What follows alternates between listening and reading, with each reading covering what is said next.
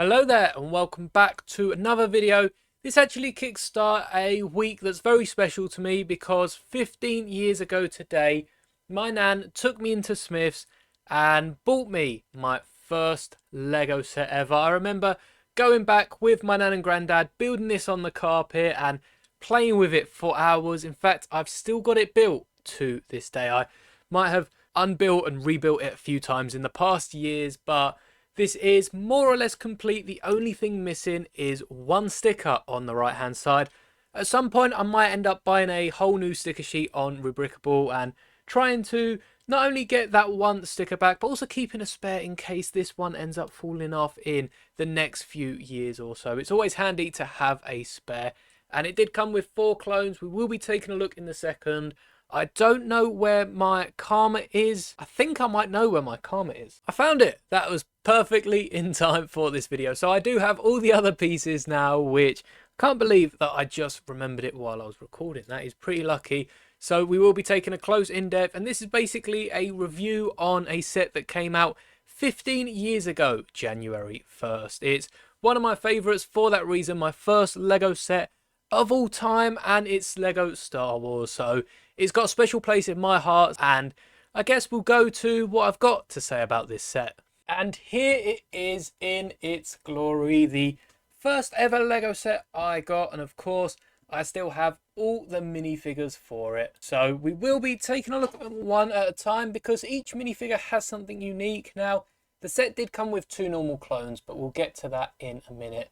As you can see, this clone trooper not only has a visor, but also has a Karma and Pauldron, which is, I think, the first time we actually get these pieces in their plastic mold. They might have come before this, but I think this is the set that really put it out there, of course, being a £9 battle pack, which we definitely get better builds in the battle packs, but we're still only getting 4 clone troopers in some of the nearly £20 battle packs. The £25 battle pack that come out January 1st was absolutely amazing. It was sort of on this level where you get a speeder with it, but you also get a giant droid, you get loads of droids, and I think there was a droid battle pack that come out alongside this. That tended to be how they worked.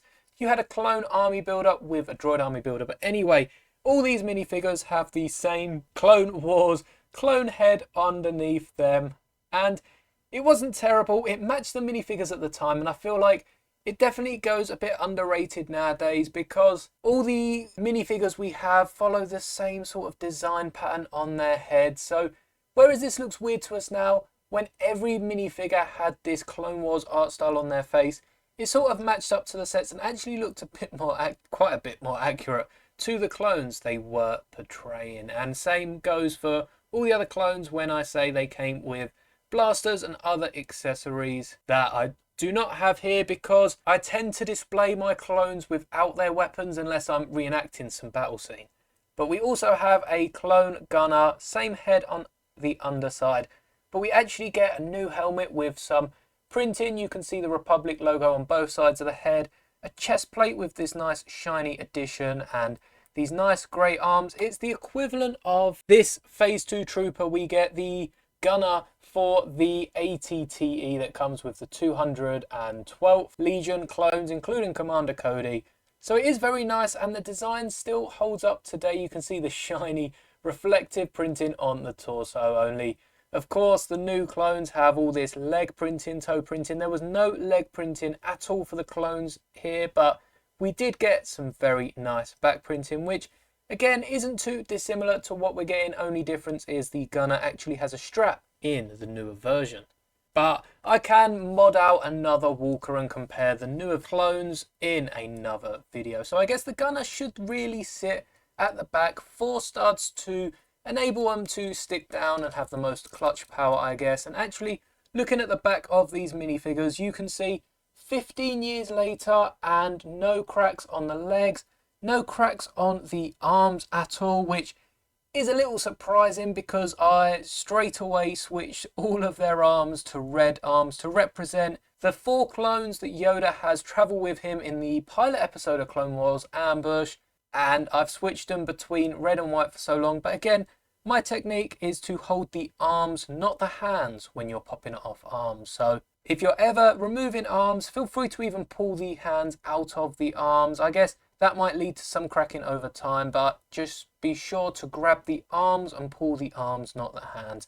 That's one way how you can easily avoid the cracking. Now, this is the regular Phase 1 Clone Trooper we got. Now, of course, Clone Wars doesn't get to Phase 2 until later on.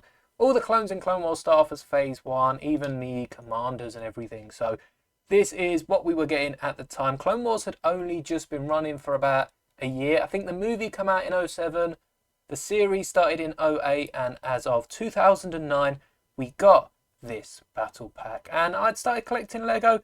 Clone Wars really inspired me to collect Lego. So, of course, both have a very special place in my heart. And without either of them, I probably wouldn't be here on YouTube. But we also got some accessories that they don't use in this pack, but we get a little flashlight in the accessory pack, which I guess nowadays we're getting the visors and the viewfinders, which are pretty nice, especially for characters like Boba Fett.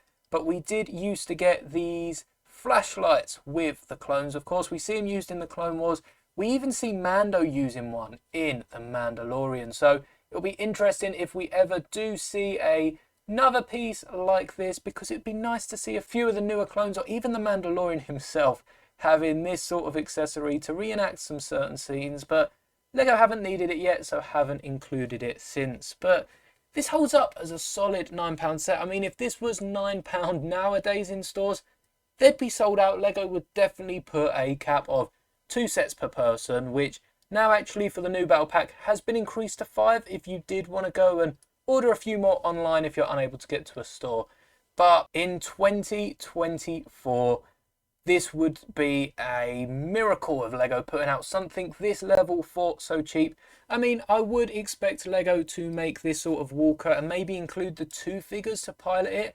That's a solid £9 set, but to have got the other 2 minifigures, I get it was more expensive at the time, and if we encountered for what that price is nowadays, it probably lines up closer to that £15 price tag. Maybe not £19, but definitely towards £15. And for £19, we are getting a bit of a better build than this. This is a fairly straightforward, simple build. And if you saw my Walker mock for the new 2024 battle pack, you'll see that mine definitely uses many more pieces than this.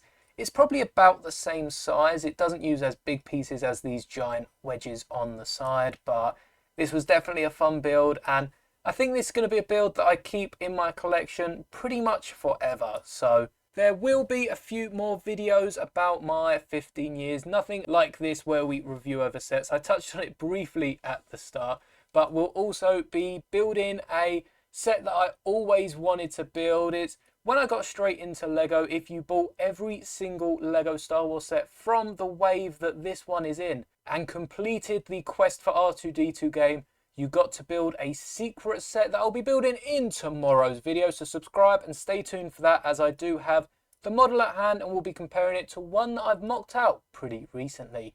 We'll also be immortalising the Pick-a-Brick Cup in Lego fashion and comparing this battle pack to 2 others released across the 2 different decades. And then towards the end of the week, I will put together my Star Wars CMF that I wish I'd seen in my 15 years of collecting for certain characters that we are still yet to get, and giving you a few tips on how to save the most money when buying Lego. I think actually there is one more review. I know I said there's no more set reviews, but I will be looking at the first mech in my collection, one from a very old and retired Lego theme. But that is all for this review. I hope you enjoyed, because there are a bunch of sets like this that I haven't reviewed here on the channel that I got so many years ago, over a decade for a few of them. And it's quite nice to look back at the old Lego sets and seeing just what we got for the value. Now, as I said, again, this would probably be more like £15 today, but still, for £15, 4 clones,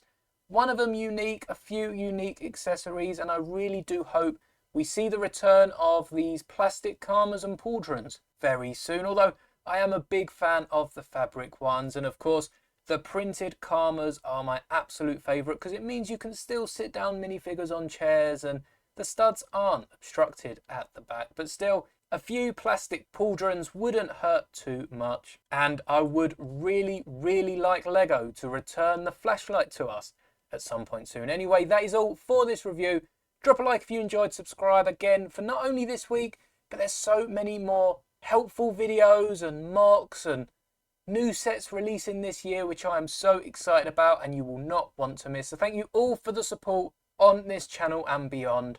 And especially on my recent ideas, even though there is nothing to vote for, all the nice comments have really been much appreciated. So be sure to check it out in the links below if you haven't already, and my Brickball page is once again linked in the description. But that is all for me, and may the bricks be with you always.